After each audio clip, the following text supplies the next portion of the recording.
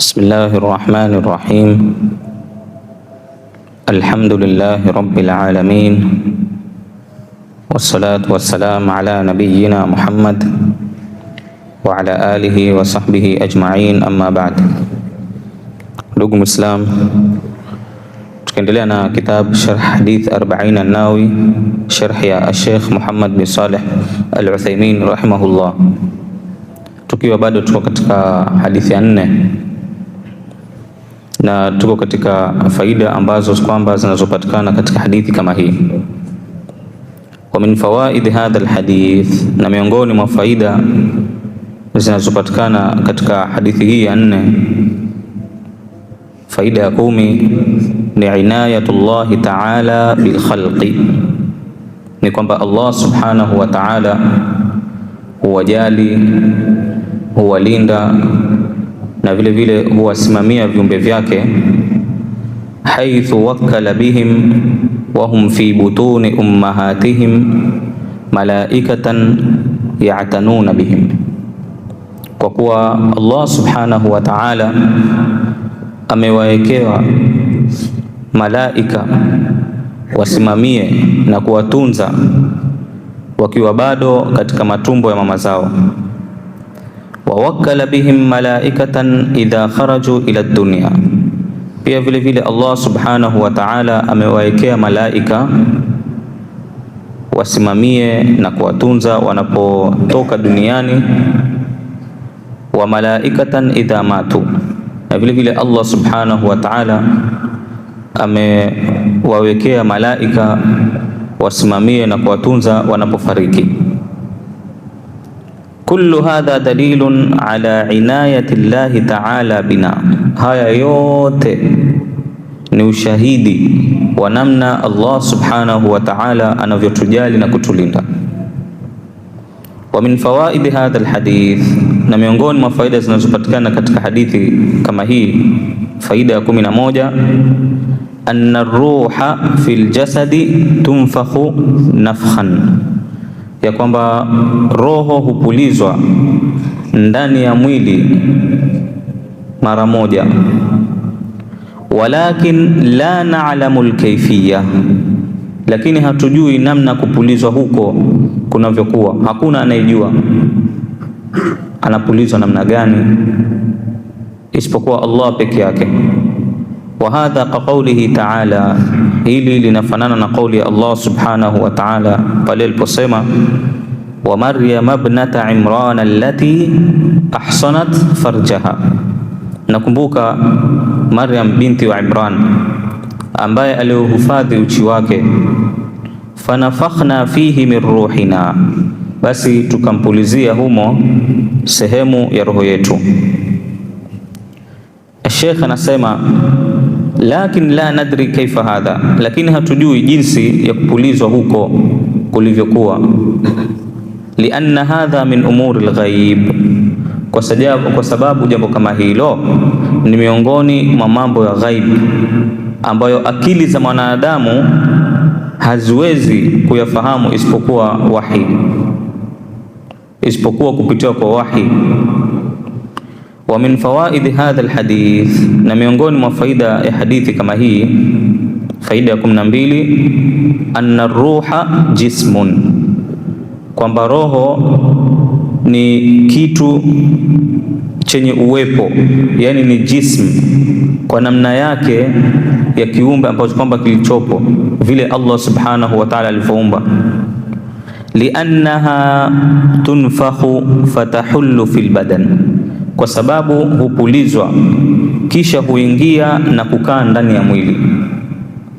Walakin hal hadha aljism min jinsi ajsamina alkayfiyati almukawwanati min idhamin wa lahmin wa asabin wa julud, lakini je, roho kama hiyo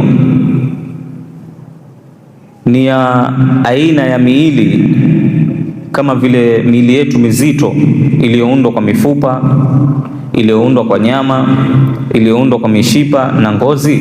Roho kama hizo je, ni kama miili yetu kama hivyo?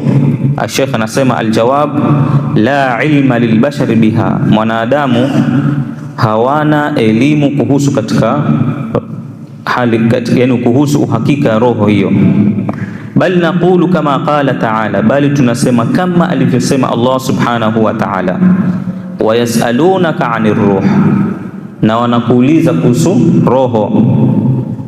Qul ruhu min amri rabbi, basi sema waambie roho ni katika mambo ya Mola wangu. Qala Shaykhul Islam Ibn Taymiyyah rahimahullah, asema Shaykhul Islam Ibn Taymiyyah rahimahullah, walamma lam yakun inda almutakallimina walfalasifati ilmu shar'i, kwa kuwa wanazuoni wa elimu ya maneno wale mutakallimin na wale watu wa falsafa hawakuwa na elimu ya kisheria, bihali ruhi takhabbatu fiha, kuhusu hali ya roho inakuwa namna gani, basi walichanganyikiwa katika kuielezea roho. Faqala ba'dhum, baadhi yao wakasema, inna ruha aradun ay sifatun lilbadan, baadhi yao wakasema kuwa roho ni sifa tu ya mwili, katuli walqisari, kama urefu na ufupi, walbayadhi wasawadi, na weupe na weusi. Waqala ba'dhum, wengine wakasema, anna ruha hiya dam, roho ni damu. Waqala ba'dhum, wengine wakasema, inna ruha juz'un min al-insan, ya kuwa roho ni sehemu ya mwili wa mwanadamu, kayadihi wa rijlihi, kama vile mkono wake, mguu wake. Ndio Sheikh akasema fatakhabbatu fiha, wote hawa walipotea wakachanganyikiwa katika suala la roho. Ndio Sheikh Muhammad bin Salih al-Uthaymeen rahimahullah akaendelea akasema, wa amma ahlus sunna fayaqulun, ama ahlus sunna wanasema, arruhu min amri llahi azza wa jalla, roho ni katika mambo ya Allah subhanahu wa ta'ala. Walakinna nu'minu bima 'allamana min awsafiha min alkitabi was sunna, hata hivyo sisi tunaamini yale ambayo kwamba tuliyofundishwa kuhusu sifa zake katika Qur'an na Sunna. Famin dhalika qaulullahi ta'ala, qauli Allah subhanahu wa ta'ala amesema, qul yatawaffakum malakul mauti alladhi ukila bikum, sema malaika wa mauti ambaye amekuwa juu yenu ndiye atakayewafisha. Ay yaqbidhukum, yani atazikamata roho zenu. Wa qawluhu ta'ala, katika aya nyingine Allah subhanahu wa ta'ala amesema, hatta idha jaa ahadakumul mautu tawaffatuhu rusuluna, mpaka mmoja wenu anapofikiwa na umauti wajumbe wetu, yani malaika humchukua. Ay qabadhatuhu, yani humkamata roho yake. Ndio Sheikh akaendelea akasema, wa thabata fi sahihi an an-nabiy sallallahu alayhi wa ala alihi wa sallam, na imethibiti katika hadithi sahihi kutoka kwa mtume sallallahu alayhi wa sallam, anna al-malaikata idha qabadhu ar-ruha min al-jasad, ya kwamba malaika wanapoichukua roho kutoka katika mwili wa mtu, katika mwili wa mwanadamu, idha kana min ahli al-jannati, ambaye akiwa ni miongoni mwa watu wa peponi, Allahumma ja'alna minhum, fa idha ma'al malaikati kafanun min aljanna wa hanutun min aljanna, malaika wanakuwa ni wenye kumletea sanda nyeupe kutoka peponi, na ikiwa iko na manukato mazuri ya kunukia kutoka peponi. Fa akhadhuha min yadi malikil maut, wanaichukua roho hiyo kutoka mikononi mwa malaika wa mauti. Walam yadauha tarfata ain, wala hawaiachi hata kwa kufumba na kufungua jicho. Thumma jaaluha fi dhalika alkafan, kisha huiweka katika sanda hiyo. Wasaidu biha ila sama, kisha hupaa nayo na kwenda nayo juu mbinguni. Idha hiya jismun, Hivyo basi roho ni kitu chenye uwepo, yani jism, lakinnaha mukhalifatun lilajsami alkathifati allati hiya ajsadna, lakini si kama miili yetu mizito, miili ambayo kwamba yenye nyama, miili ambayo kwamba yenye mifupa na mishipa na ngozi na damu. Wallahu a'lamu bikaifiyatiha, na Allah subhanahu wa ta'ala ndiyo anajua yeye pekee namna ilivyo roho. Waruhu ajibatun, roho ni za ajabu. Laha halun fil manam, iko na hali katika usingizi.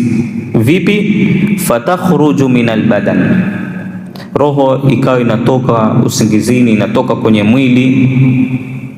Lakin laysa khurujan tamma, lakini si kutoka kikamilifu. Fatajidu nafsaka tajubu alfayafi, unaweza kujiona umesafiri katika maeneo mbalimbali. Rubama wasalta ila Sini au ila aqsa al-maghrib. Sheikh anatoa mfano, huenda pengine ukawa umefika China au ukawa umefika sehemu za mbali kabisa magharibi, au roho yako ukaona pengine imefika Maka, imefika Madina, imefika popote, imefika Mombasa, watembea Malindi. Basi Sheikh anasema wa rubbama twirta bitwaira, unaweza ukajiona pengine umepanda ndege. Wa rubbama rakibta sayara, unaweza ukaona pengine wewe umepanda gari, lakini wa anta fi makanik, lakini ilhali mwili wako uko kitandani, uko pale pale. Tena walikhafu qad ghatta jismak, mwili wako umejifunika na shuka. Yani wewe umelala usingizini, roho yako inatoka enda huku yatembea, lakini kumbe bado uko kitandani kwako. Wa maadhalika tatajawalu fil ardh, na pamoja na hayo ile roho ikawa inazunguka duniani. Ndio Sheikh akasema lakinnaha la tufariqu aljismi fi hali an-nawmi mufaraqatan tamma, lakini roho haikutoki katika mwili wakati wa usingizi kutoka kikamilifu. Faruhu amruha gharibun, kwa hivyo jambo la roho ni jambo la ajabu. Walasna na'lamu minha illa ma jaa fil kitabi was sunna, na hatulijui isipokuwa yale yaliyokuja katika Qur'ani na Sunna.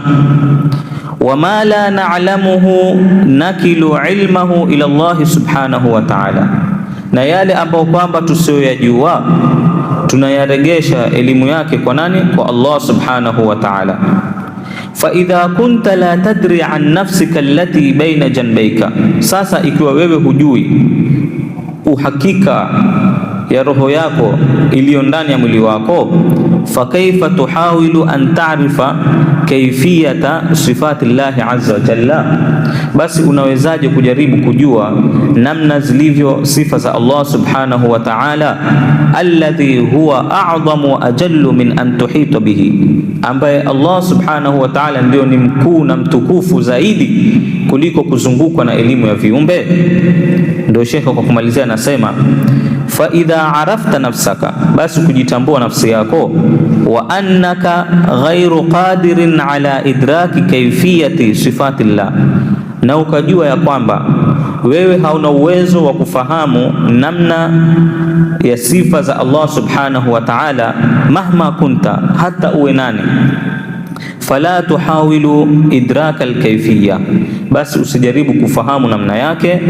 Wala suala anha, wala usiulize kuhusu namna hiyo. Walihadha qala al-Imam Malik rahimahullah, na kwa sababu hiyo al-Imam Malik rahimahullah amesema fi suali an kayfiyati al-istiwa'i, katika swala ambalo kwamba linalohusu al-istiwa, akasema bid'atun, ni bid'a. Usianze kutaka kujua istiwa, Mwenyezi Mungu amekaa vipi, juu ya arshi yake iko vipi, amekaa, usitaki kujua.